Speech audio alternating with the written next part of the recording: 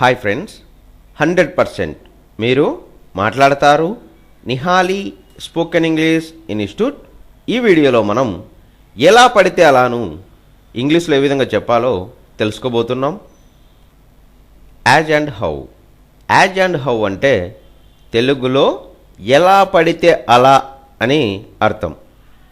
As and హౌను ఏ సందర్భంలో ఉపయోగిస్తాము అంటే చాలా సందర్భాలలో మనం మాట్లాడేటప్పుడు ఎలా పడితే అలా అనే పదాన్ని మనం వాడుతూ ఉంటాం. అలాంటి పదాన్ని తెలియజేసే సందర్భంలో మనం యాజ్ అండ్ హౌను ఉపయోగిస్తాము. Don't drive the bike as and how you want. ఎలా పడితే అలా బండి నడపకూడదు. Don't read as and how you want. ఎలా పడితే అలా చదవకూడదు.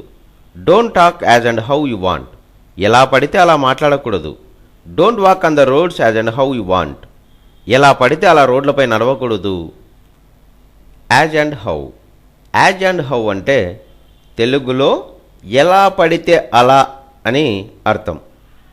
యాజ్ అండ్ హౌను ఏ సందర్భంలో ఉపయోగిస్తాము అంటే చాలా సందర్భాలలో మనం మాట్లాడేటప్పుడు ఎలా పడితే అలా అనే పదాన్ని మనం వాడుతూ ఉంటాం. అలాంటి పదాన్ని తెలియజేసే సందర్భంలో మనం యాజ్ అండ్ హౌను ఉపయోగిస్తాము.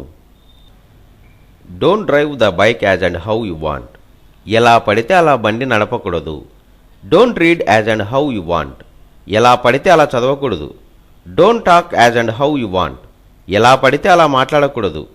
Don't walk on the roads as and how you want. ఎలా పడితే అలా రోడ్లపై నడవకూడదు.